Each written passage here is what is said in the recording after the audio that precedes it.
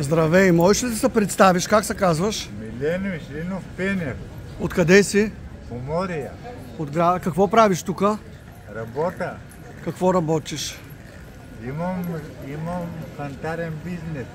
Добре. Ще ми разкажеш ли какво се е случило с тебе преди? Той влезе вкъщи, аз му дадах парите за една керлия гривна. Уж 1000 лева. Кой влезе във вас? Гошо Битер. Дарляна, бе. Как му викат на него? Гошо Битърса. Откъде е той? Помория. От Поморие. И влезе във вас и какво ти каза? Как му даде 1000 лева? Влезе в нас и дай 1000 лева и... Как влезе? Ти му отвори? Аз му отворих. Защо му отвори? Защото го познаваш? Защото е такова, защото го познавам. Аха.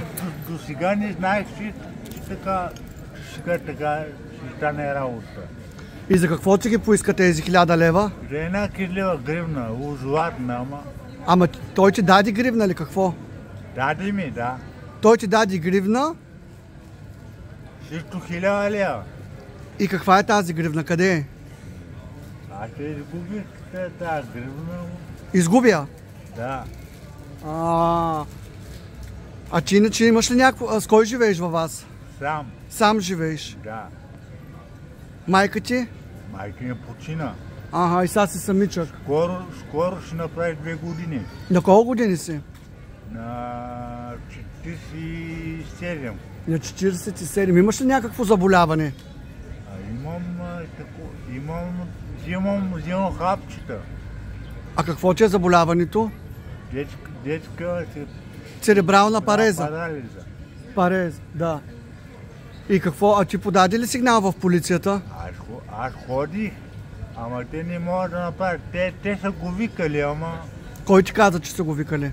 Муджура. И какво им е казал той? Ми каза, че само лъжи. В смисъл, как така лъжи? Кой лъжи? Той Дарляна. Какво лъжи? Лъжи, че ми даде 1000 лева. Че ще върне парите? Да. А признава ли се, че те е измамил? Кой не? И на теб кой ти каза, че ще ги върне? Муджура. Той какъв е? Той е полицай. Аха. И сега от тук нататък какво става, че нямаш 1000 лева? Това са пари от кантара, така ли? Аз имам сега заделение от... Те са вкъщи. Ама те така, като казваш, че ги вземат и другите. Няма да ми. Втори път няма да са... Ти нали знаеш, че никой не трябва да пускаш във вас? Знам. Ами защо го пусна? То съм будала. Будала си. И сега какво ще правим? Ще търсим парите. Кой ясно, че няма да ги върне, ама...